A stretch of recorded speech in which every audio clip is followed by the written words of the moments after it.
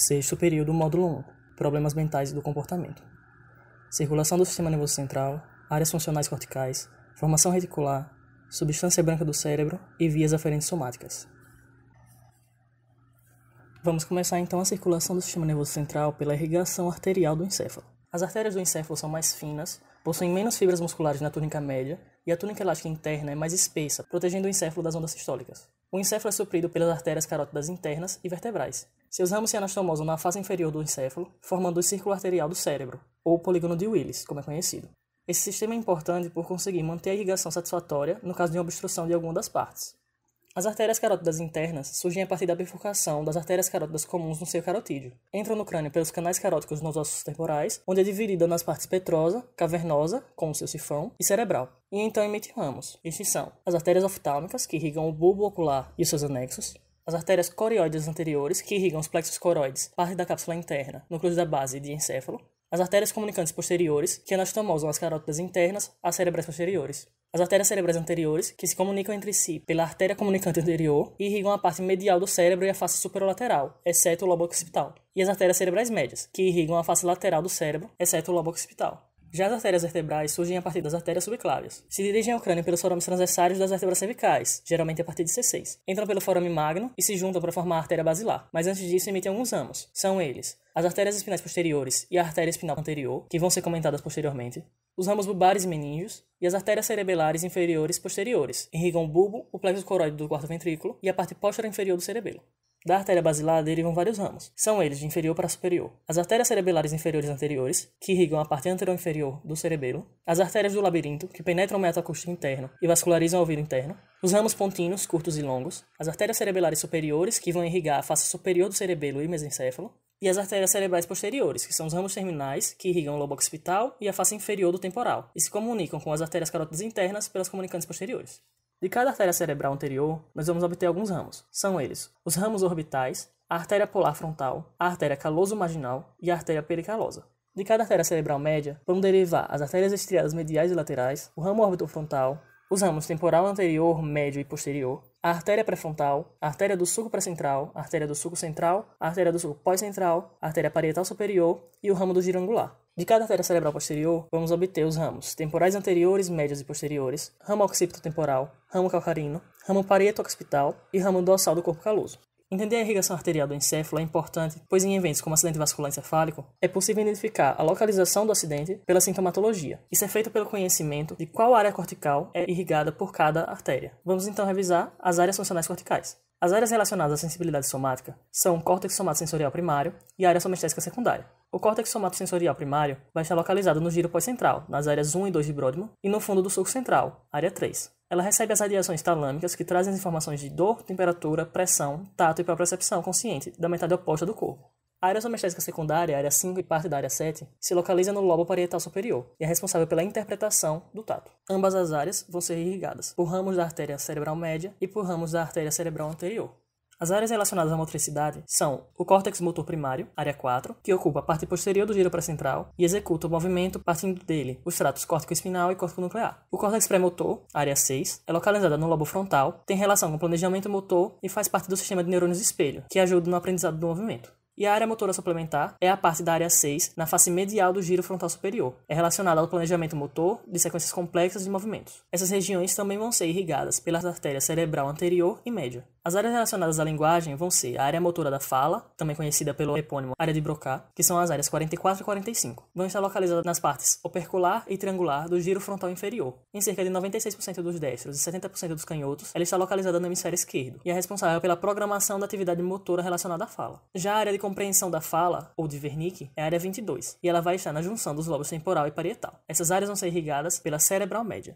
As áreas relacionadas à visão vão ser o córtex visual primário, área 17, localizada nos lábios superior e inferior do sulco calcarino, recebe as fibras do trato genículo-calcarino, geradas no corpo geniculado lateral, existindo então uma correspondência perfeita entre a retina e o córtex visual. Assim, a parte superior da retina se projeta para o lábio superior e a inferior para o lábio inferior. As partes anterior e posterior também seguem essa organização. As áreas visuais secundárias vão estar no lobo occipital, áreas 18 e 19, e se estendem por duas vias. A via ventral, localizada no lobo temporal, é responsável pela percepção de cores, reconhecimento de objetos e faces. A via dorsal, no lobo parietal, percebe os movimentos, velocidade e a representação espacial. Existe também a área visual frontal, área 8, que é uma área de processamento visual. Sendo assim, o córtex visual primário vai ser irrigado pela artéria cerebral posterior. As áreas visuais secundárias também vão ser irrigadas pela cerebral posterior e, em parte, pela média. E a área visual frontal, principalmente pela artéria cerebral anterior.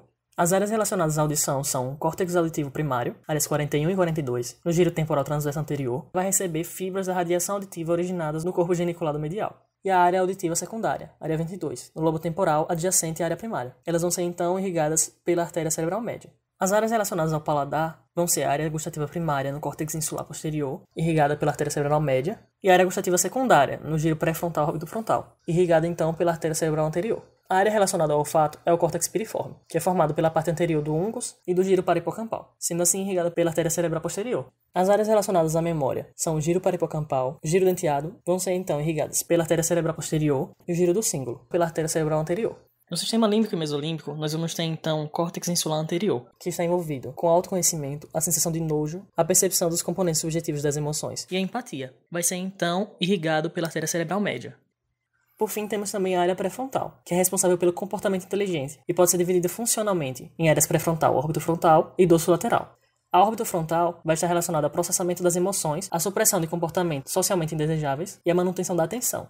A dorsolateral vai ser responsável pelas funções de planejamento e execução das estratégias comportamentais, avaliação de consequências e pela memória operacional. Vão ser, então, principalmente irrigadas pela artéria cerebral anterior e média. Voltando agora para a circulação, nós vamos falar sobre a drenagem venosa do encéfalo. Ela vai ocorrer por um sistema de veias superficiais e profundas que perfuram o aracnoide e a camada interna da dura mater, abrindo-se no interior dos seios venosos da dura mater. Diferente de outros órgãos, as veias cerebrais não acompanham as artérias. O sistema de veias cerebrais externas segue principalmente nos sulcos e algumas atravessam os giros. Podem ser separadas em grupos. O grupo superior vai se juntar ao seio sagital superior. O grupo médio vai conter algumas veias importantes. São elas a cerebral superficial média, que drena a maior parte da face lateral e termina no seio cavernoso, e as veias anastomótica superior e inferior, que conectam a veia superficial média para o seio sagital superior e o seio transverso, respectivamente. O grupo inferior vai ter veias que drenam para o seio sagital superior, que são as da face orbital do lobo frontal, e as do lobo temporal se anastomosam com a veia basilar e com a veia cerebral média.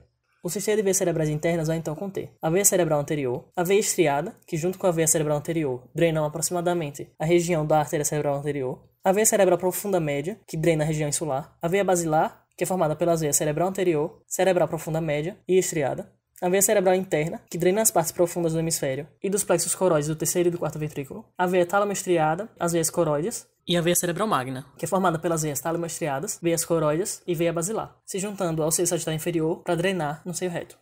Os seios venosos da dura mater vão ser então o seio sagital superior e inferior, o seio reto, que vai se juntar com os seios transversos e o seio occipital na confluência dos seios, o seio sigmoide, o seio petroso superior e inferior, o seio cavernoso e os seios intercavernosos.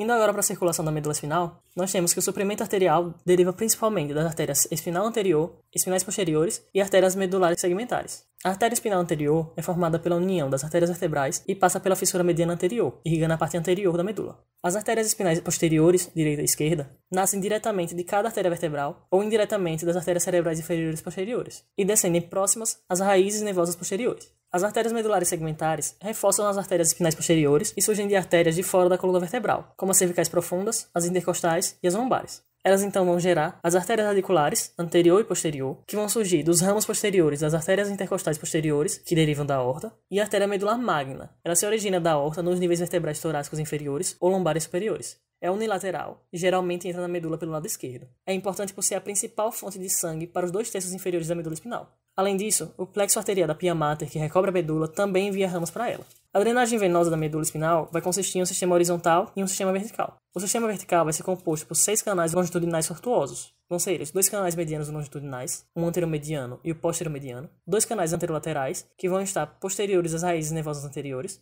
e 2 canais posterolaterais, que vão estar posteriores às raízes nervosas posteriores.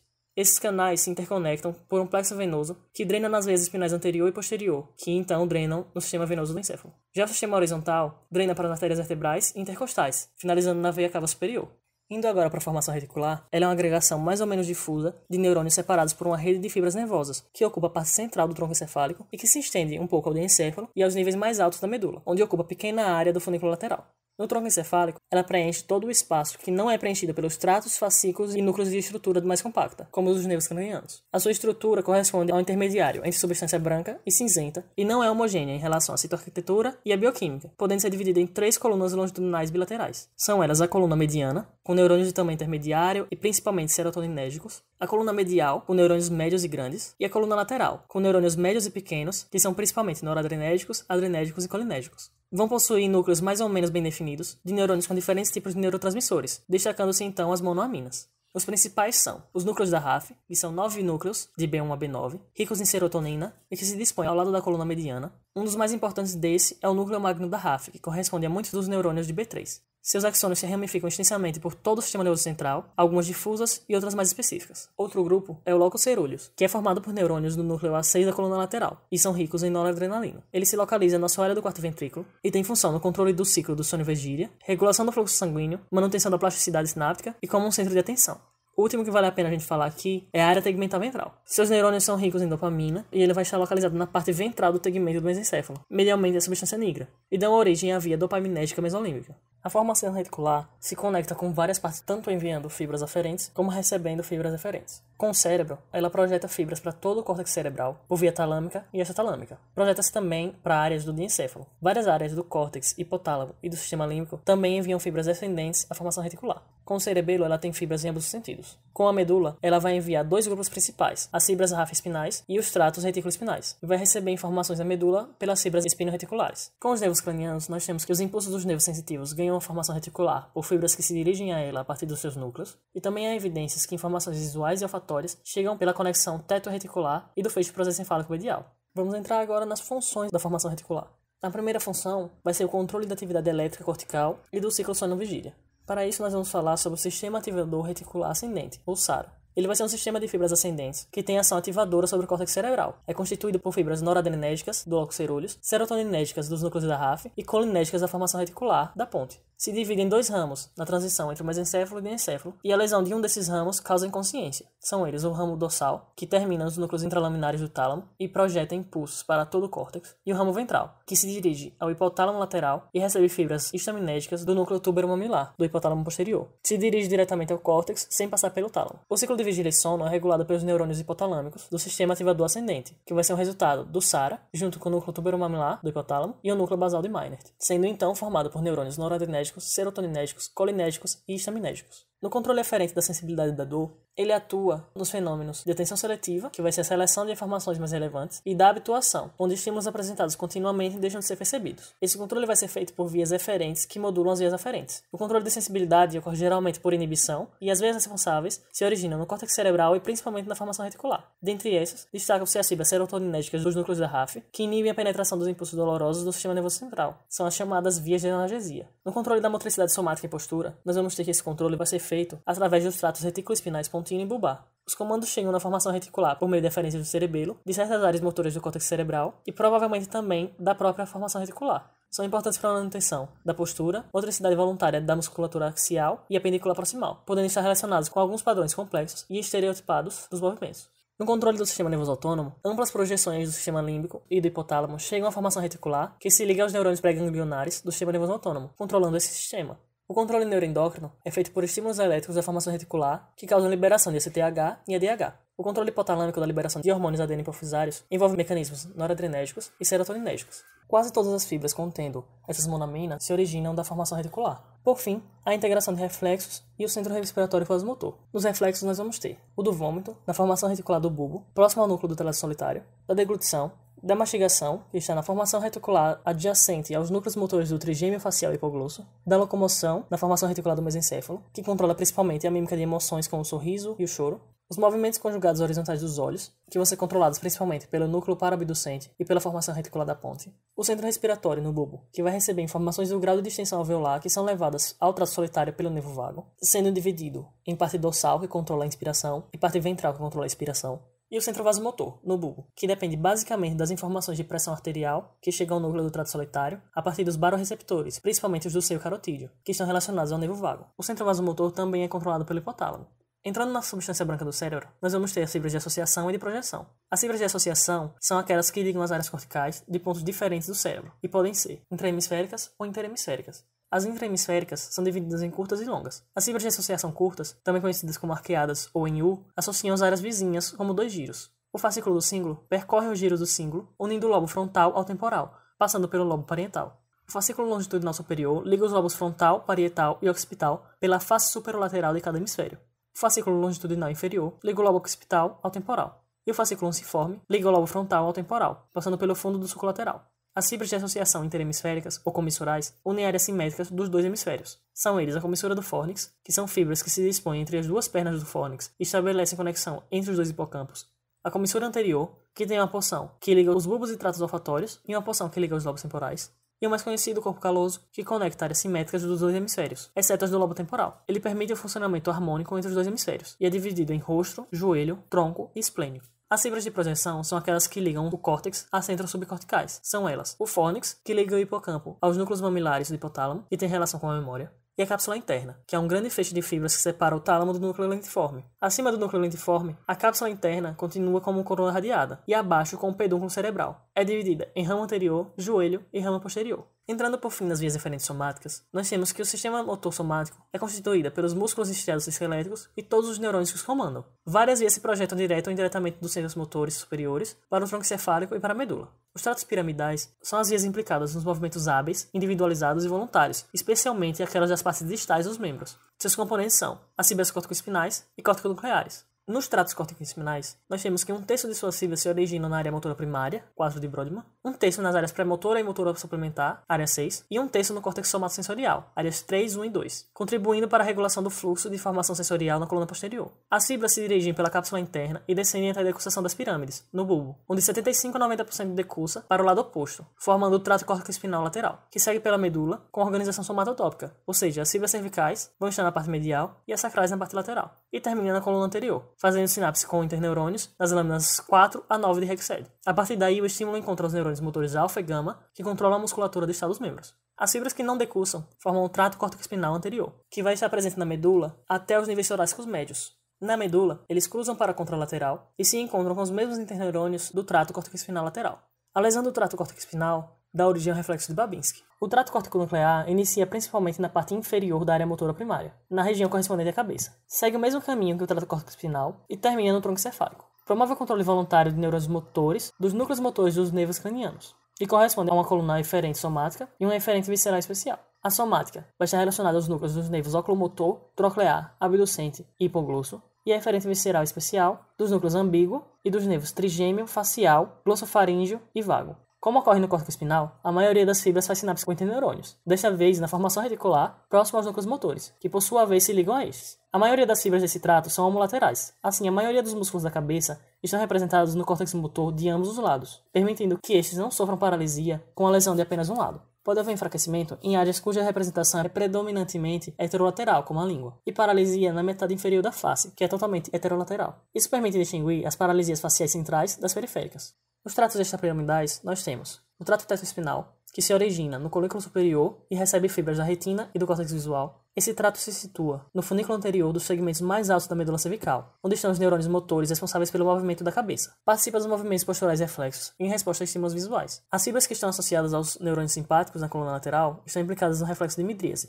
O trato rubroespinal se origina na região inferior da porção magnocelular do núcleo rubro. As fibras cruzam na decussação tegmentar anterior e descem no funículo lateral da medula espinal. Possui um número reduzido de neurônios no humano, se projetando apenas aos 3 segmentos superiores da medula, enquanto em outros animais pode chegar até níveis sacrais. Atua nos motoneurônios alfa e gama das colunas anteriores, facilitando a atividade dos músculos flexores e inibindo a atividade dos músculos extensores. Os tratos reticuloespinais promovem a ligação de várias áreas da formação reticular com os neurônios motores da medula.